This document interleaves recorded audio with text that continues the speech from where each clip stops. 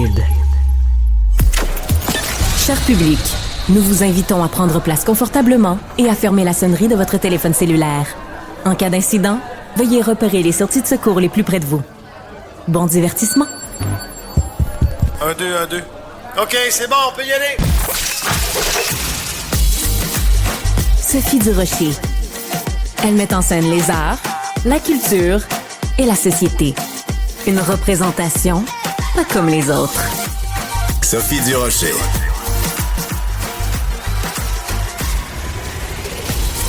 Bonjour tout le monde, j'espère que vous allez bien. Vous le savez, comme journaliste, on doit rester objectif, on doit rester neutre, mais bon, derrière cette carapace d'objectivité, il y a bien sûr un cœur qui bat et des fois il y a des choses dans l'actualité qui viennent plus nous chercher.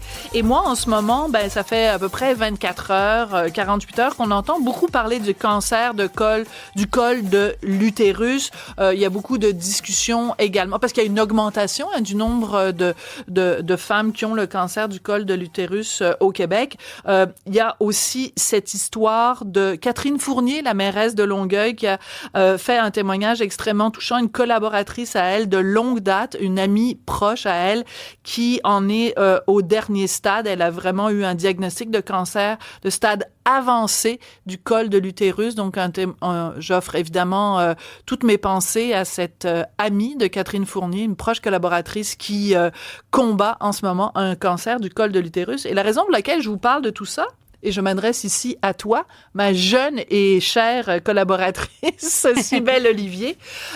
Toi, tu as 26 ans. Moi, ma grand-mère, OK, la mère de ma mère, est décédée du cancer du col de l'utérus en 1942. Elle a donc laissé orpheline ma mère qui avait que 14 ans à l'époque. Puis ça a été un drame épouvantable dans ma famille. Ma mère, tous les jours de sa vie, pleurait toutes les larmes de son corps en pensant à sa maman qui était décédée de ce cancer-là. Puis moi, je m'étais toujours dit, le cancer du col de l'utérus, les gens mourraient de ça, comprends-tu, en 1942. Puis là, je me dis, en 2025, il y a encore des femmes qui meurent chaque année de ce cancer-là, qu'on peut prévenir, parce que il y a évidemment de la prévention, oui, et il y a un vaccin. Donc, c'est important d'en parler.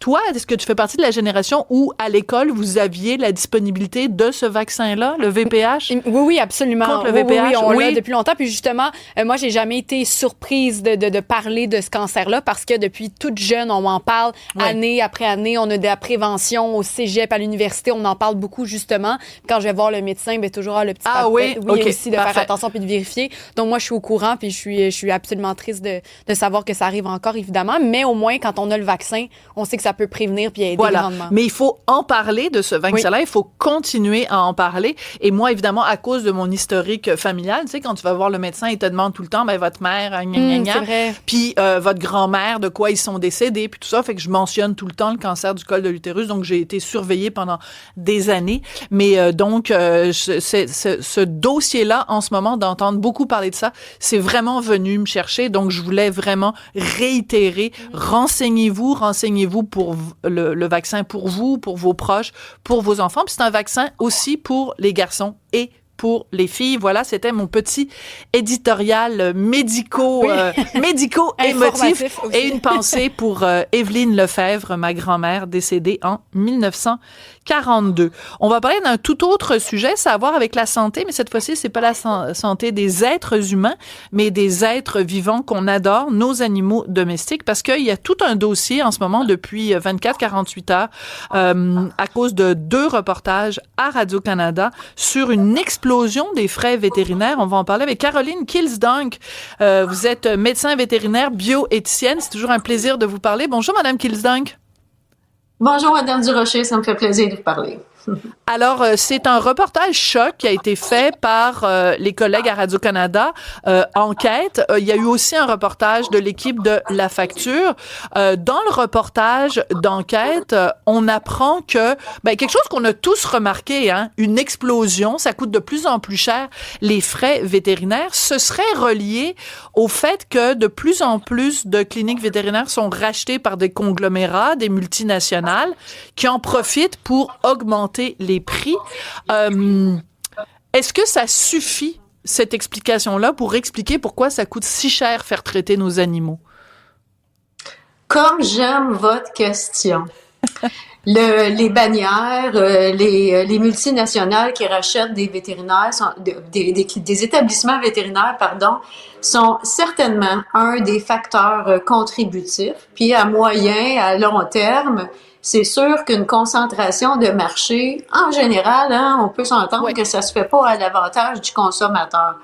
Ceci étant dit, pour ce qui est de l'explosion des frais des dernières années, elle est vraiment multifactorielle. On ne peut pas l'imputer seulement à ça. D'accord. Effectivement. Alors, allons-y étape par étape.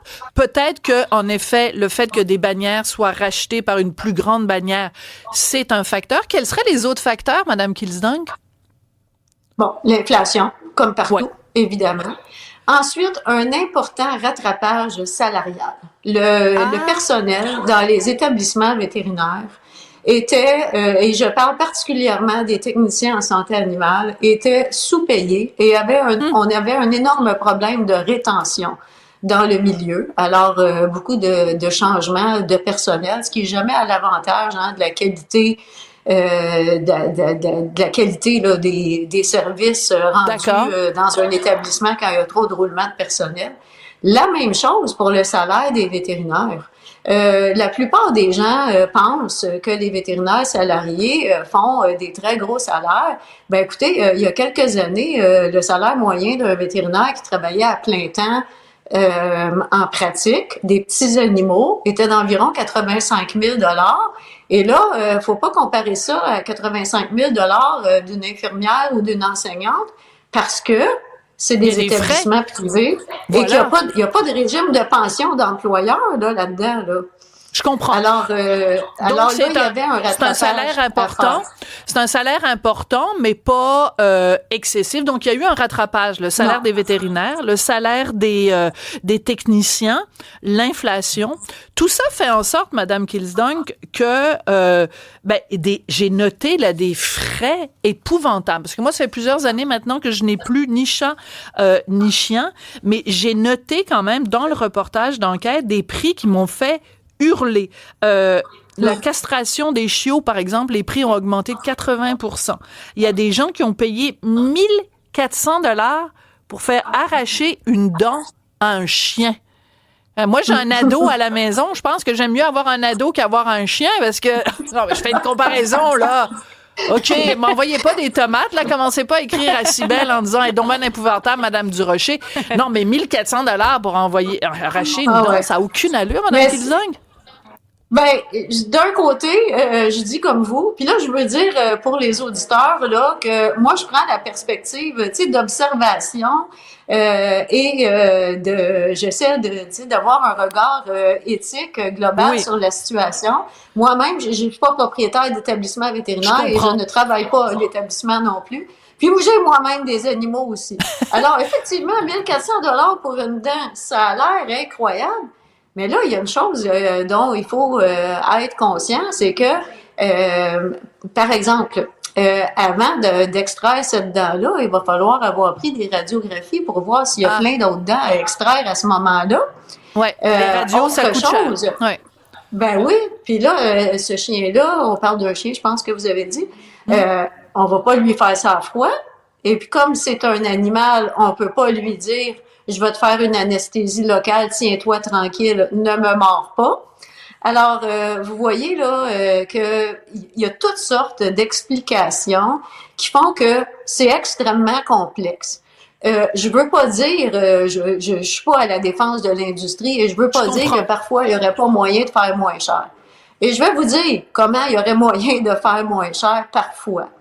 Allez-y. Et la meilleure chose à faire pour un usager de soins vétérinaires, un client, c'est de développer une relation de confiance avec un vétérinaire.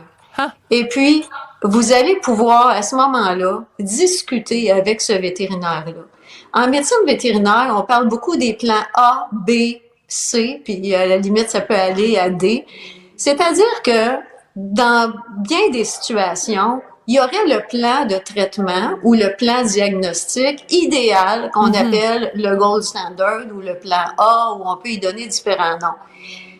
Mais en fonction de votre budget, du temps, de l'énergie, des ressources financières que vous êtes capable de mettre pour votre animal, des fois, il y a d'autres possibilités qu'on peut envisager. Puis là, si vous avez développé la relation de confiance avec un vétérinaire avec qui vous êtes à l'aise de discuter, c'est là que ça risque le plus d'être à votre avantage.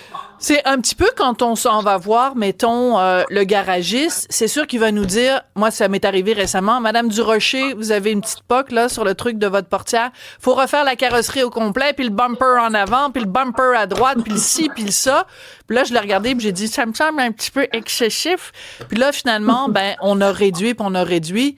Et voilà, donc il y a moyen de négocier puis de dire, regarde, j'ai pas les moyens, fait qu'allons-y. J'aimerais ça fait réagir. Absolument, puis j'aimerais ça réagir, Mme Kilsdon, ce que vous disiez sur la relation de confiance qu'on doit établir. On a reçu 2 commentaires en particulier. Le premier, j'ai pas son nom, mais un auditeur nous dit, moi, mon chien a rencontré un porc-épic en mai dernier, 4 500 $ de frais vétérinaires pour 3 visites. Mais le deuxième commentaire est intéressant au niveau de la relation de confiance. C'est Jean-François qui nous dit, moi, je devais faire une opération pour mon chien.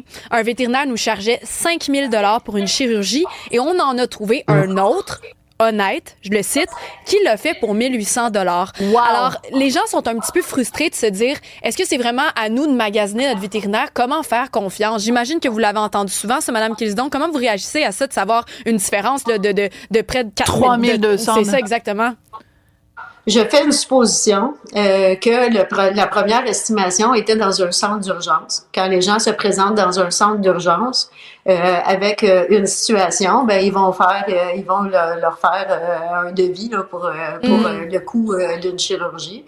Et parfois, il y a d'autres vétérinaires en pratique privée qui sont pas dans des grands centres spécialisés d'urgence, qui sont prêts à faire ces chirurgies-là à coût moindre, qui ont des coûts de fonctionnement dans ces établissements-là qui sont moindres que dans les centres d'urgence.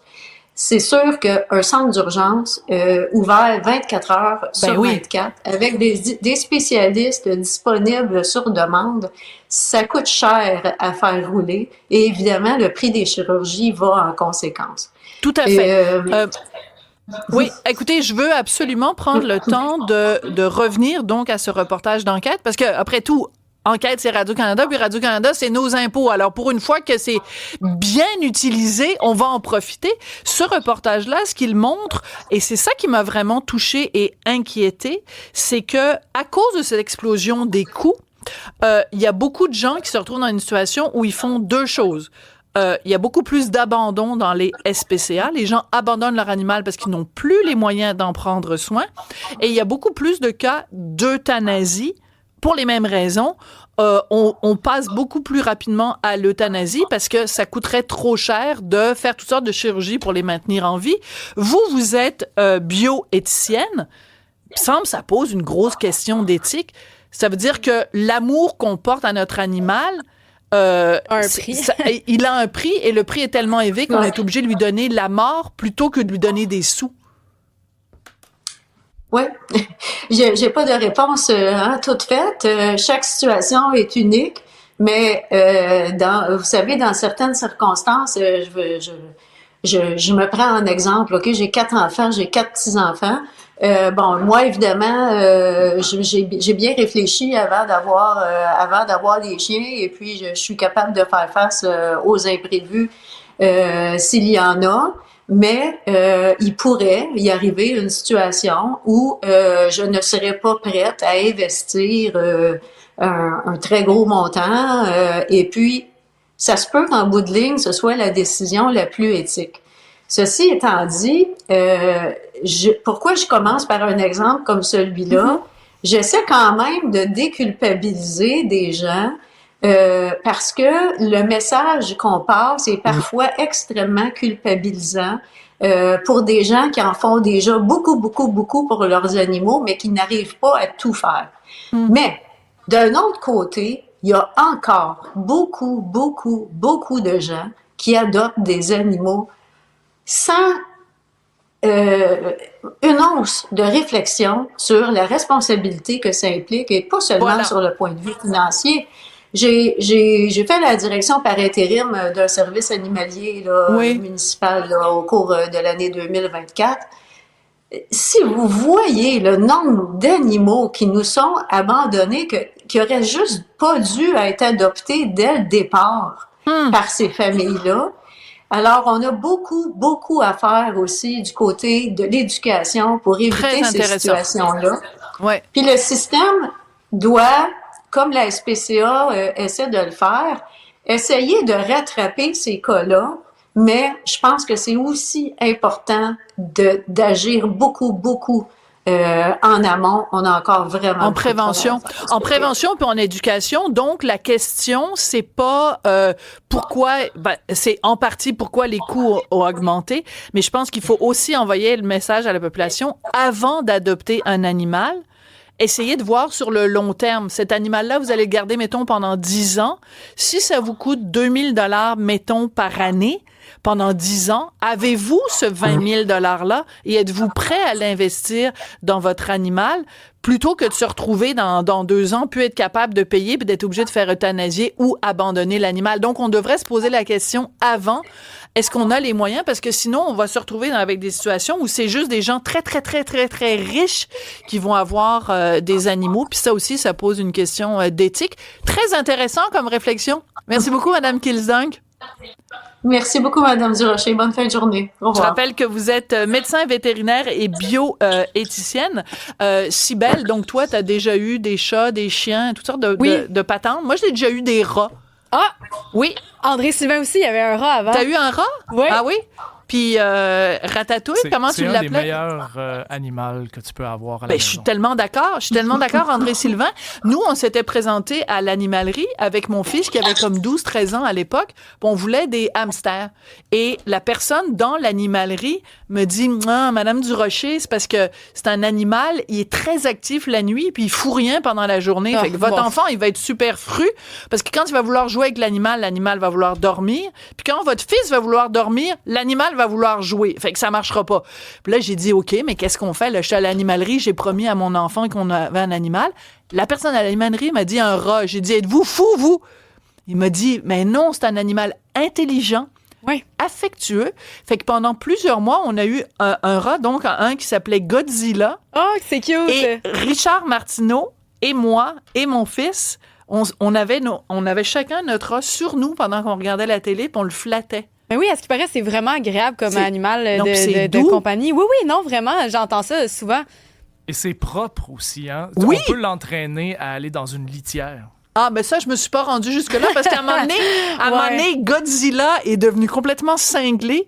Et là, Godzilla s'en est pris aux 2 autres rats. Puis il y a un des rats qui était une rate. Elle a eu des petits bébés. Et je pense qu'à un moment donné, Godzilla a mangé les bébés de la rate. Oui, ça se pourrait très bien. Fait que la chenoute a pogné. Et donc, on a été obligé de se débarrasser des rats, mais pas parce que ça coûtait trop cher. Non, c'est ça. Parce que Godzilla était un fou furieux. Donc, tranche de vie. Oui, on parlait des frais vétérinaires rapidement. Ouais. Je vais te raconter une anecdote où c'est là que des fois, je pense que les gens peuvent être frustrés au niveau des renseignements qu'on a chez les vétérinaires. J'avais un chaton qui a mangé notre chocolat de Pâques, OK? Un chocolat complet, mais c'est un chaton. Il y a 4-5 mois à ce moment-là. Et là, moi, j'apprends ça, je suis au travail ici, je panique, c'est mon copain de l'époque qui avait le chat avec lui. Là, je me dis, qu'est-ce qu'on fait? On essaie de trouver un renseignement. Finalement, il appelle le vétérinaire. Et le vétérinaire, au lieu de lui dire, « Hey, regarde, c'est un chaton, c'est fait de fort, un chat, ça peut manger à peu près n'importe quoi. Attends de voir un peu. » Il dit, viens-t'en tout de suite en urgence. Ça nous a coûté 600 $ pour se faire dire par la suite par quelqu'un d'autre, ah ben là, tu sais, t'aurais pu juste le laisser voir s'il allait vomir, puis tout se serait bien passé. Ouais. Pourquoi on n'a pas eu ce renseignement-là? C'est ça qui est frustrant. Ça prend 2 secondes au téléphone, dire, attendez 2 minutes avant de vous énerver. T'as tout à fait raison. Ça, c'est la frustration. Ça, c'est frustrant, puis c'est là que le lien de confiance se perd. Jean-Philippe Leroux, à la mise en onde, t'avais une anecdote, toi aussi? Si j'ai juste un conseil à donner sur les frais vétérinaires, ma plus grosse erreur, ça a été de ne pas prendre d'assurance. Si vous voulez sauver des sous, c'est un 50, 60, 70, ça dépend. Mais prenez-vous un programme d'assurance, vous pourriez sauver des milliers de dollars au bout de la vie d'animal. Jamais pensé à ça. Voilà, très bon. Puis le reportage La Facture aussi qui nous dit que la plupart des médicaments pour les animaux, tu peux les acheter chez Jean Coutu, puis ça coûte une fraction du prix. Bon. Donc, très intéressant la discussion sur les vétérinaires. Merci, les petits amis. Je pense que j'avais un poil de chat sur la langue. Rat. Ou de rat. Un poil de ratatouille ou Godzilla sur le bout de la langue. Vous écoutez Cube Radio.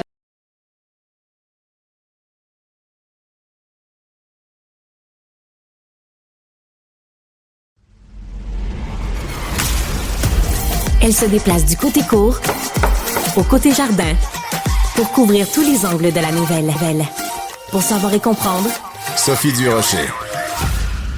Alors, quand c'est le début de l'année, on fait on prend toutes sortes de résolutions. On va avoir des meilleures habitudes de vie parce qu'on va être en santé. C'est un excellent réflexe parce que, en effet, changer ses habitudes de vie, ça peut nous faire vivre vraiment plus longtemps. J'avais envie de parler de ça avec Dr Martin Junot, qui est cardiologue, directeur de la prévention à l'Institut de cardiologie de Montréal et collaborateur à la fondation du Centre EPIC. Dr Junot, bonjour. Bonjour. Docteur Junot, c'est quoi les meilleures façons de changer nos habitudes de vie, justement pour vivre plus longtemps? Parce que c'est quand même ça l'objectif, là, de vivre plus longtemps. Oui, vivre plus longtemps, mais personne ne veut vivre très vieux en mauvaise santé. Hein? Oui, c'est vrai. Comme disait Woody Allen, l'éternité, c'est long, surtout vers la fin, là. Oui, puis, tu sais, les gens ont très peur. Moi, je me le fais dire souvent que ça me donne d'arrêter de fumer si je peux mourir à 97 ans dans un CHSLD avec une démence, etc. Ça fait que le but de la prévention, de changer ses habitudes de vie, c'est d'améliorer l'espérance de vie en santé. D'accord. Et puis l'espérance de vie en santé, malheureusement, elle est environ 10-12 ans moins que l'espérance de vie totale chez les Québécois, chez les Canadiens. Et puis partout dans le monde occidental, en ce moment, on voit que l'écart se rétrécit pas, au contraire. Les gens, autrement dit, tombent malades plus vite et passent plus longtemps avec une maladie chronique. Une des raisons à ça aussi, c'est non seulement l'obésité, etc., mais c'est aussi les traitements qui prolongent. Alors, moi, je dis toujours à mes patients, puis dans mes entrevues, l'idée, c'est pas de vivre très vieux, c'est de vivre le plus vieux possible en santé, pour en profiter. Puis ce que je dis, c'est que les Québécois, c'est bête, là, mais ils perdent une décennie de vie. Wow! À cause des mauvaises habitudes de santé. Oui, ça, c'est terrifiant. Parce que perdre 10 ans de vie, alors que c'est ce qu'on a de plus précieux, c'est énorme. Le changement qu'on peut faire à nos habitudes de vie qui a le plus d'impact, le premier, c'est arrêter de fumer. De fumer. Voilà. Heureusement, des Québécois qui fument, il y en a de moins en moins. Je pense qu'on est en bas de 17. Mais vous savez, ce qui me fait capoter ma vie, c'est quand je vois des jeunes. Des fois, tu sais, je passe devant des écoles ou quand j'allais chercher mon fils à l'école ou même au cégep, puis que je vois des jeunes qui fument, je me dis, voyons, vous êtes pas au courant, vous n'avez pas suivi l'actualité. Il y en a vraiment de moins en moins. Oui, mais il y en a. C'est un de trop. Oui, mais juste pour vous donner un chiffre, là, en 2000, 20% des jeunes Québécois de 12 à... Les ados, là, fumaient à l'école secondaire. C'était pas loin de 20. Maintenant, c'est 2%. Wow! Donc, on a vraiment diminué, passé de 20% à 2%. C'est énorme. Donc, les nouvelles sont bonnes. Donc, le premier changement qu'on devrait faire, d'abord, arrêter de fumer. Le deuxième, mettons, si on les prend vraiment en ordre. Moi, je dirais l'alimentation. Oui. Avant l'exercice. Vous diriez quoi? Viande rouge? Viande rouge, charcuterie? Oui, ça, c'est vraiment... La charcuterie, c'est à éviter, là, littéralement, sauf dans des occasions. Même la petite charcuterie bio de Charlevoix avec des petits sangliers qui ont été flattés puis qui ont été minouchés puis tout ça. Même ça? Si on regarde les grandes études là-dessus, viande rouge, c'est... Tu sais, faut le diminuer, mais charcuterie, il faut vraiment... L'éliminer. C'est un peu comme d'autres choses. Saucisson que ça me fait de la peine. C'est tellement bon. Mais donc, je vous viande dirais, rouge, charcuterie. C'est très simple. Hein? C'est manger, c'est cliché de dire ça, méditerranéen. Oui. Ça veut dire une abondance de fruits et légumes, des grains entiers, très important. Les Québécois ne mangent pas de pâtes de blé entier. Ils mangent des pâtes blanches, du riz blanc. Tout est blanc, là. Alors, le riz, acheter le grain entier, c'est excellent. Il y a beaucoup plus de fibres, des minéraux, tout ça. Même chose pour les pâtes de blé entier ou peu importe, là, de grains entiers. On s'habitue vite au changement, puis ça fait une bonne différence. Alors, c'est meilleur c'est plus de fibres, évidemment. C'est meilleur pour le transit, etc., etc. Le microbiome. Ouais. On pourra en parler tantôt, mais le microbiome, on s'aperçoit que c'est pas une masse inerte, là. Ça affecte l'immunité, ça affecte le cerveau, ça affecte à peu près tous les organes. Donc, plus de grains entiers, plus de noix. Québécois ne mangent pas de noix. C'est un peu cher. Ça, j'avoue. Ouais. Oui, mais par exemple, tu sais, je veux dire, préparer une petite salade, rajouter une coupe de noix de Grenoble. Ouais. Tu sais, quand on a besoin d'une collation, ça se voit que j'ai Isabelle Huot avec moi une fois par semaine. Mais rajouter, tu sais, comme une collation, au lieu de prendre une barre tendre ou des affaires ultra transformées, une petite poignée de noisettes. Mais c'est vrai que les noix coûtent cher, Dr Junot. Oui. Puis on peut revenir là-dessus sur le prix. C'est pas normal que dans nos sociétés, bien manger coûte cher. Oui. Ça devrait être le focus du gouvernement. J'ai eu l'occasion d'en parler souvent à des gens au ministère. Là. Et est-ce qu'ils vous écoutent? Quand vous leur parlez, ils vous écoutent? Oui, sauf que j'ai un peu l'impression qu'ils ont comme une impuissance acquise là, face au lobby, les industriels, tout ça, le lobby du porc, du bœuf, du lait, etc. Ouais. C'est drôle, hein, le lobby du bleuet puis du pois chiche, il n'y a pas beaucoup de puissance au Québec, c'est dommage. Si on regarde les subventions, j'ai pas les chiffres, mais les subventions aux maraîchers, puis tout ça, là, pour avoir des légumes, des fruits à moindre coût, c'est très, très faible comparé aux subventions lait, porc, bœuf, etc. là. Bon, alors je note mais que ça, c'est mondial. Hein. Oui, mais je note quand même que vous mettez le lait dans les domaines agricoles subventionnés, alors au détriment, par exemple, des fruits et légumes. Donc, ça veut dire que pour vous, le lait est pas un élément qui est... neutre. C'est neutre. Quand on regarde le lait, c'est neutre. Je dirais ni bon ni mauvais. C'est pas vrai qu'il faut boire du lait pour contrer l'ostéoporose. Là. On est les champions de l'ostéoporose. Répétez-le, s'il vous plaît, Dr Junot, parce qu'on se fait encore dire cette fausseté-là. Vous voulez pas avoir l'ostéoporose? Buvez du lait, mangez du fromage. C'est pas vrai. Non, la meilleure façon de ne pas avoir d'ostéoporose, c'est de bien manger, une diète très équilibrée et de faire de l'exercice. Bon, l'exercice. Ouais. Alors, évidemment, ça, c'est très important pour toutes sortes de raisons. J'avais juste un autre point. Les légumineuses. Ah, ben oui. Ça coûte rien. C'est pour ça que je parlais du lobby du pois chiche. Alors, ça coûte rien. Ça fait péter un petit peu, les légumineuses. Mais vous pouvez faire tremper 24 heures. Ah? C'est ça le truc. Vous le faites tremper 24 heures, puis il y a très, très peu de symptômes digestifs. Donc, vous n'avez jamais de gaz? Jamais. Ouais. C'est des révélations aujourd'hui, Dr Junot. Je suis végétarien à 90%. Là. OK, donc le 10% qui n'est pas végétarien, c'est poisson. Quoi? Vraiment du poisson. Donc vous avez un petit peu de poulet de temps en temps? Pas rarement, du tout. Mais rarement. Oui, mais rarement. OK, mais puis si je vous invite à souper chez moi, je dis aux gens qui m'invitent de ne pas faire de changement. Là. Je vais même manger du bœuf, là, mais c'est extrêmement rare. OK, vous êtes un végétarien parlable. Oui. Vous n'êtes pas un végétarien embêtant. Non. Vous ne faites pas suer. Non. Parfait. L'exercice, le lien entre l'exercice et la prévention du déclin cognitif, ça, j'avoue que ça me passionne. Moi, j'essaie de m'entraîner le plus possible, le plus souvent possible, dans le plaisir. Pas que ça devienne une tâche, une obligation, et surtout pas une punition. Moi, j'aime ça danser, fait que je m'en vais danser.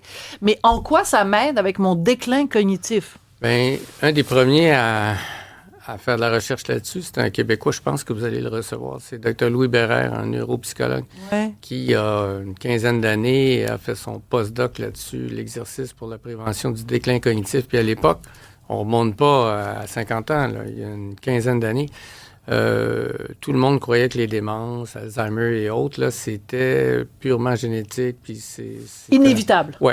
Voilà. Et puis, des données semblaient montrer que l'exercice pouvait améliorer les fonctions cognitives puis prévenir ou ralentir le déclin. Et puis maintenant, tout le monde le sait. Là. Grâce au docteur Louis Bérère, c'est une fierté québécoise, et d'autres. Lui et d'autres, son patron et d'autres. Mais ça, c'est passionnant. Il était un des premiers à en parler. Mais c'est passionnant, docteur Junot, parce que c'est une inquiétude. Hein? On voit, on s'est rempli, il y a des centenaires, donc on voit des gens qui vivent vieux, mais si c'est pour vivre avec de la démence ou toutes sortes de maladies connexes, c'est sûr que ça fait une fin de vie qui est plate. Donc, si on s'entraîne, on arrive à prévenir ça. Donc, avoir une meilleure santé de ce qui se passe entre les deux oreilles. Santé cognitive. Et puis, l'exercice va affecter, Dr Bérère, pour vous en parler plus, mais l'exercice fait ça, puis on pourrait parler des types d'exercices. La danse, c'est génial. Mais aussi un peu de musculation, pas des poids et haltères très lourds, là, mais juste renforcer ses muscles, c'est particulièrement bon pour le cerveau. Okay. Et on a appris il y a quelques années qu'il y a des molécules, c'est assez flyé, là, mais il y a des molécules libérées par les muscles qu'on appelle les exerkines, qui vont au cerveau. Exerkine. Et qui vont, si on veut, influencer nos processus cognitifs. Mais c'est passionnant. Ouais. Donc, la prochaine fois, je vais manger des pois chiches. Je vais les faire tremper pour pas péter quand je vais au gym. Ouais. Je vais aller au gym. Je vais faire d'abord un petit peu de muscu, soulever de la fonte, comme dans la chanson. Puis ensuite, je vais aller danser. Puis là, je vais être correct. Puis je vais vivre. Hey, les auditeurs, je vais vivre jusqu'à 100 ans. Je vais avoir toute ma tête. Je vais continuer à faire des controverses. Non, mais c'est ça qu'on souhaite. Ouais. Vivre longtemps.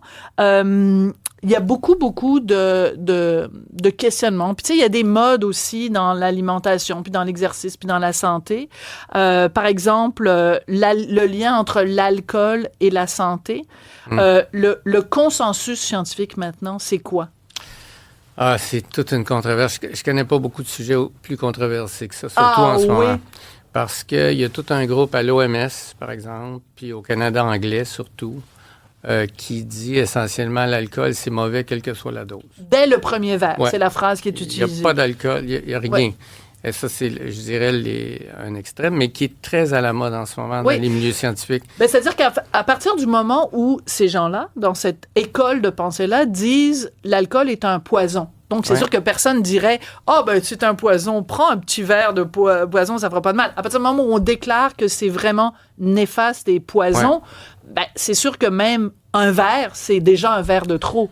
Et puis, malheureusement, je trouve que le débat est très passionné. Puis moi, j'ai écrit beaucoup là-dessus sur l'Observatoire de la prévention. J'ai fait une foule d'entrevues il y a 2 ans quand le groupe fédéral, le CCDUS, sorti son rapport en disant que 2 verres par semaine, c'était le maximum admissible, là, mais que le mieux, c'est 0. Moi, j'ai disséqué le rapport, j'ai lu toutes les études qu'il y avait dans le rapport. Ben, il y a plein d'erreurs dans le rapport. Bon, ben là... Puis leurs propres études qui citent, il y en a une en particulier, 600 000 personnes, là, un groupe d'Angleterre.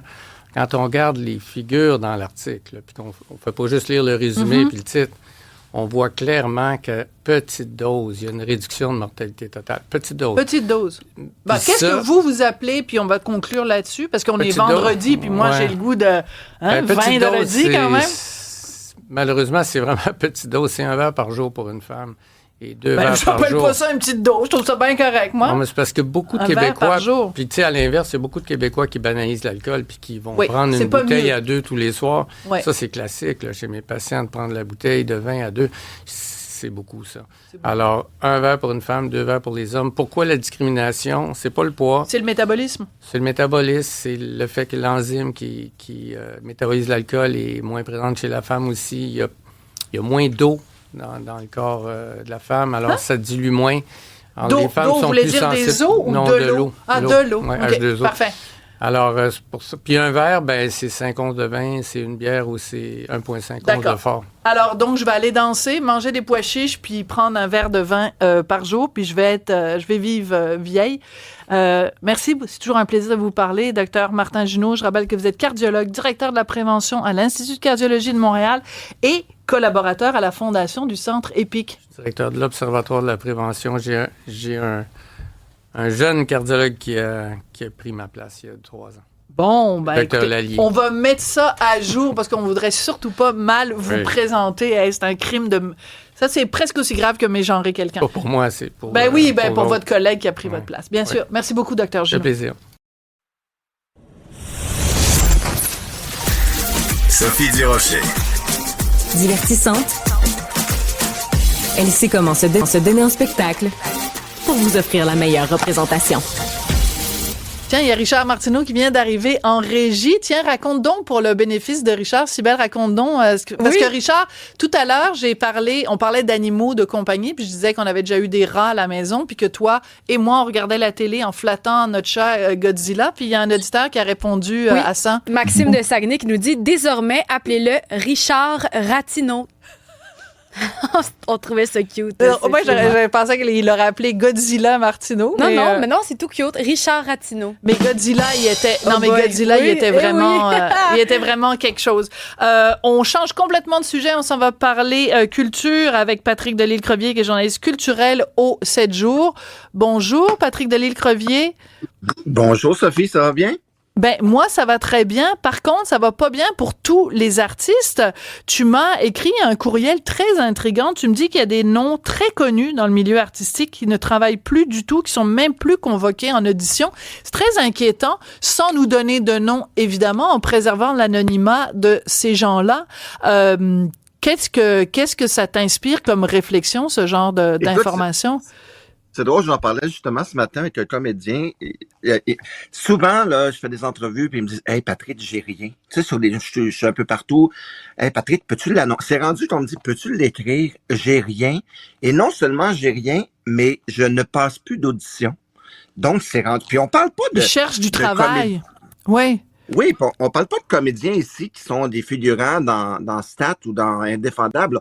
On parle de gros dis noms pas du mal des gens qui sont figurants dans Stade puis Indéfendable, parce que mon collègue Jean-Philippe Leroux, il est figurant dans Indéfendable. Il y a même des fois des rôles parlants. Wow, là. Non, j'ai rien contre les figurants. Au contraire, je trouve que c'est un métier très noble et ça n'en prend les figurants. Oui. Et mais quand même, on parle ici de gros noms, des gens qui étaient à l'affiche dans je pense à une comédienne qui était dans un film à l'affiche l'année dernière et tout, et qui était en nomination et qui se retrouve devant rien. Puis là, je voudrais même vous recommander cette semaine de créer une espèce de coalition, puis de foncer, puis de faire une conférence de presse, d'en parler. Puis ce matin, je parlais avec un comédien, puis il me disait, c'est drôle, il dit, je regarde la télé, puis des fois, c'est les lundis d'un tel. On le voit à 19h à un poste, puis à 19h30 à l'autre. Puis le mardi, ben c'est une comédienne qu'on voit à 19h, puis après ça, on la voit à 20h de l'autre poste. Puis ça sonne des cloches quand même, parce que ces comédiens-là sont même plus capables de passer des auditions, Sophie. Il y en a un à qui je parlais, il m'a dit, bon, puis encore là, je le répète, là, c'est des gros noms. Il me dit, Patrick, ma dernière audition, ça date d'il y a 2 ans. Puis la seule chose qu'on m'a proposé, c'est un épisodique dans une des 2 quotidiennes. Donc, c'est quand même grave. Puis je le souligne, on dirait que c'est toujours les mêmes qui travaillent. Puis en plus, il me disait, un des comédiens me disait, tu sais, en plus maintenant, avec la diversité, ben, quand tu es un comédien, homme blanc, 40 ans, ben là, c'est rendu, tu passes encore plus loin en dessous de la pile parce que arrivent des comédiens qu'on voyait moins avant qui débarquent de d'autres nationalités et on va souvent les prioriser. Donc, c'est quand même alarmant que ce soit toujours les mêmes comédiens qui travaillent. Puis, on sait, bon, notre milieu ne va pas si bien que ça. Oui, on a des belles productions au Québec, mais quand même, on fait des miracles et tout. Mais quand c'est rendu des comédiens ne travaille plus. Puis attention, on parle, bon, Patrice Godin ne s'en cache pas, il est devenu pompier, passe ses étés là-bas, puis lui, il dit, quitte à perdre des rôles, moi l'été, je fais mon métier de pompier, et c'est ça. Mais il y en a d'autres qui le disent pas, mais qui se réorientent. Là. Tout à fait. Moi, je pense à une comédienne en particulier qui est agent d'immeuble. Et agent d'immeuble, c'est parfait parce que tu peux, on peut la nommer? Oui, Sylvie Potvin. Sylvie Potvin, c'est ça. Sylpotte, mieux connue sous le nom de Sylpotte. Elle est comédienne, évidemment, mais elle est aussi agent immobilière. Je pense, par exemple, à Nanette Workman, qui a fait pendant des années, je pense que c'était ça aussi, elle était agent d'immeuble ou elle faisait un autre métier. Parce que c'est sûr que tu peux pas te lancer dans ce métier-là et avoir un revenu assuré chaque année. C'est sûr, tu vas avoir des fois une année où tu vas faire 60 000, l'année d'après, tu vas faire peut-être 5 000. Mais comment tu fais pour payer ton loyer quand tu n'as aucune idée à l'avance? Tu sais, qu'est-ce que tu dis à ton locataire, là? T'arrives et il faut que tu présentes un chèque de paye pour assurer que tu es capable de payer ton loyer. Mais là, tu dis, l'année dernière, j'ai fait 5 000 $. Ben, il va dire, je te loue même pas un logement. Oui, puis la différence, c'est que maintenant, il ne passe même plus d'audition. Oui, ça, c'est l'enfer. C'est devenu... Puis alors, à quelle époque, oui, tu avais une chance de décrocher un rôle, tu passais une audition. Maintenant, tu n'as même plus de convocation à des auditions. Puis il y a des agents qui travaillent corps et âme pour réussir à avoir des auditions et tout. Puis, tu sais, puis c'est drôle, une autre tendance que je remarque chez les comédiens, comédiennes, on me dit souvent, Patrick, c'est rendu qu'on veut que j'ouvre un compte Instagram. Qu'est-ce que t'en penses? Fait que c'est rendu... nos comédiens, comédiennes font tout ce qu'ils peuvent et il y a des agents qui recommandent d'ouvrir des pour être vus et tout. Puis, j'en ai une bonne pour toi. Patrick, j'en ai une bonne pour toi. À un moment donné, quelqu'un m'avait approché pour faire une production, puis je dirais pas c'est quoi. Et on m'a demandé combien d'abonnés t'as sur Twitter, puis combien t'as abonné, comme étant un facteur qui pouvait jouer en ma faveur. Bon, il se trouve que j'en ai 63 000 abonnés sur Twitter, fait que mes affaires vont bien, mais je me disais, c'est rendu ça. C'est pour ça que ça me fait rire quand les gens disent « il faut laisser Twitter, il faut laisser... » Ben oui, mais quand c'est une façon de gagner ta vie, t'as pas vraiment ta présence sur les médias sociaux. Puis là, tu parles d'Instagram, et ça peut être TikTok, ça peut être toutes sortes d'affaires. Twitter, Facebook, TikTok. Ouais, exactement. C'est complètement fou. Puis dans un autre ordre d'idée, Sophie, on parle de comédiens qui prennent une débarque. On a notre cher Henri Chassé, qui cette semaine... C'est tout un jeu de mots, ouais. Mais attends, on va parler d'Henri Chassé dans 2 minutes parce que je veux vraiment qu'on continue là-dessus parce que Cybèle Olivier, qui est ma toute jeune collègue journaliste à la recherche. Bonjour Patrick. Et Cybèle, tu sembles, depuis le début de la discussion avec Patrick, tu sembles extrêmement intriguée. Pourquoi? Ben parce que récemment, c'était dans ton émission, c'était Pierre Nantel qui te remplaçait, puis on parlait de la production québécoise. Puis là, je me rappelle pas si c'était dans le contexte d'une chronique, mais j'ai entendu comme quoi il y avait trop de production. Alors, il se posait la question, est-ce qu'il y a trop d'émissions différentes? Est-ce qu'on n'arrive pas bien justement à canaliser nos forces pour être capable d'aller vendre notre culture puis la faire connaître à tout le monde? Peut-être en faire moins, mais mettre avec des plus gros budgets puis prendre plus de temps. Mais après ça, dans ce cas-là, on disait il y en a trop, ben là, comment ça se fait qu'on dit que personne se trouve la job? Fait que je comprends pas. Est-ce qu'il y a trop de production ou est-ce que c'est que dans toutes les productions, c'est le même monde? Patrick? Ben, il y aura jamais trop de production, à mon avis, au Québec, au contraire.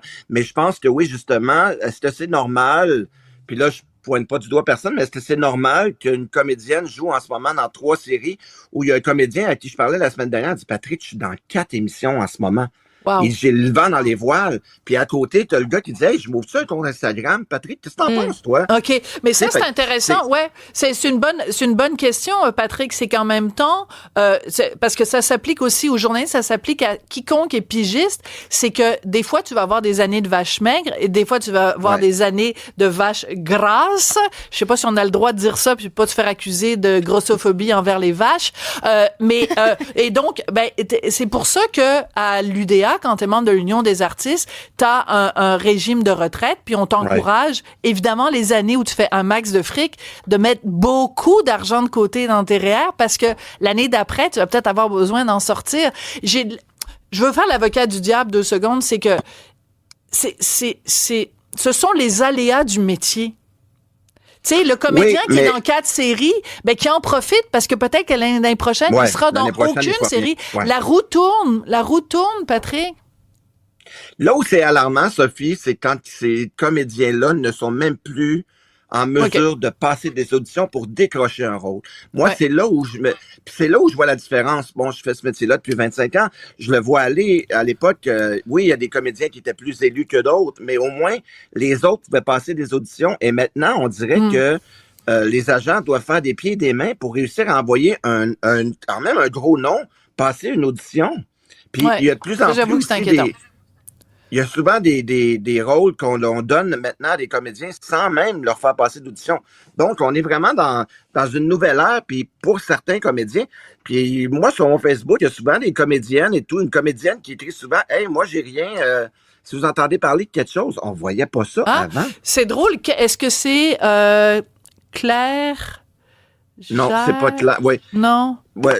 Non, Claire le fait souvent. Il y a quelqu'un récemment qui a dit « Hey, j'existe, donnez-moi des rôles, puis appelez-moi à la télé. » C'est une autre. C'est quelqu'un d'autre, mais en tout cas, bref, tu sais, les gens, il faut être aussi proactif, il faut mettre l'imagination au pouvoir, il faut trouver toutes sortes de façons de faire parler de soi, c'est sûr. Alors, on va revenir sur ta très bonne blague de tout à l'heure, ce jeu de mots, en fait, des comédiens qui prennent une débarque pour quelque chose de pas drôle du tout. C'est Henri Chassé. Mais une vraie débarque, Mais une vraie débarque. Le premier soir des représentations pour une pièce de théâtre au Rideau Vert, il est tombé de scène, Henri Chassé. Oui, il est sorti de scène, il a manqué pied. Je parlais avec Alice, l'attachée de presse. Côté-Dupuis, Alice Côté-Dupuis, l'attachée de presse du Rideau Vert, elle me racontait que c'est une sortie de scène, il a manqué pied, s'est enfargé sur un projecteur et il est tombé. Et il était étourdi et tout. Il est parti en ambulance et...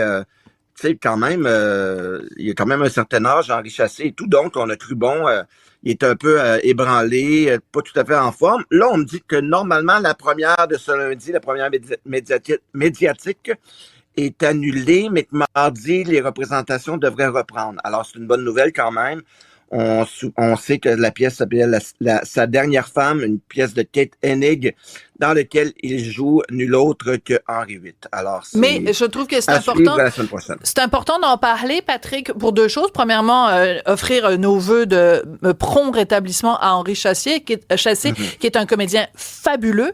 Et deuxièmement, pour rappeler à tout le monde, c'est un métier où on prend des risques constants. Ouais. Et les arts vivants, parce que le cinéma, c'est formidable, la télé, c'est formidable, mais les arts vivants, tout peut arriver. Le meilleur... Exactement. Comme le pire.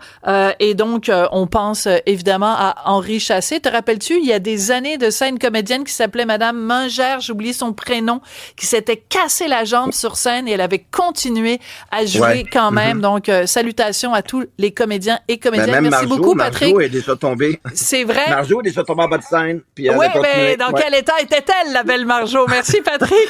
Merci, Simon. À bientôt. Merci à André Sylvain. Merci à Jean-Philippe. Tout le monde a participé à l'émission aujourd'hui. C'est comme ça qu'on aime ça, faire de la radio en direct, parce que nous aussi, à la radio, tout peut arriver à lundi. Kid.